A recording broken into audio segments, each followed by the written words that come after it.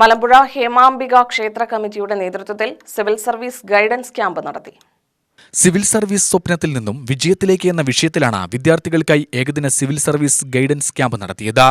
Income tax assistant commissioner KR Arjun IRS ഉദ്ഘാടനം ചെയ്ത വിഷയാവതരണം നടത്തി. വളരെയധികം ക്ഷമ വേണം, വർഷങ്ങളെടുക്കും. നമ്മൾ മെന്റലി, ഫിസിക്കലി, ഇമോഷണലി നമ്മൾ റെഡി ആയിരിക്കണം. കാരണം ഇപ്പോൾ സാധാരണ നമ്മളൊരു PSC പരീക്ഷയാണെങ്കിൽ ഒരു 5 മാസത്തോടെ റിസൾട്ട് വരും.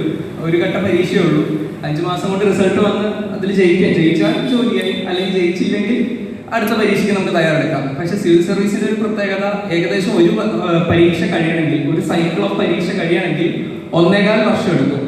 അപ്പൊ അതിന് നമ്മൾ ഈ 1.25 വർഷത്തിൽ ഇപ്പൊ സുരേഷ് ഏട്ടൻ പറഞ്ഞതുപോലെ പ്രിലിംസ് ഉണ്ട്, മെയിൻസ് ഉണ്ട്, ഇന്റർവ്യൂ ഉണ്ട്.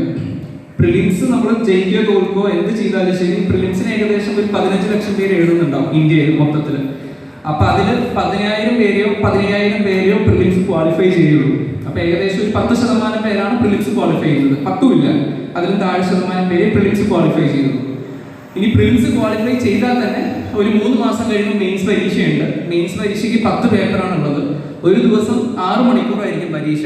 രാവിലെ 9 തൊട്ട് 12 മണി വരെ, ഉച്ചയ്ക്ക് 2 മണി തൊട്ട് 5 മണി വരെ ആയിരിക്കും. ക്ഷേത്ര കമ്മിറ്റി സെക്രട്ടറി സുരേഷ് ബാബു അധ്യക്ഷനായി. രക്ഷാധികാരി Madhavan, auditor Prashanth, joint secretary Surendran, Lasitha എന്നിവർ പ്രസംഗിച്ചു. 10ാം ക്ലാസ് വിജയികളെ മൊമന്റോ നൽകി ആദരിച്ചു.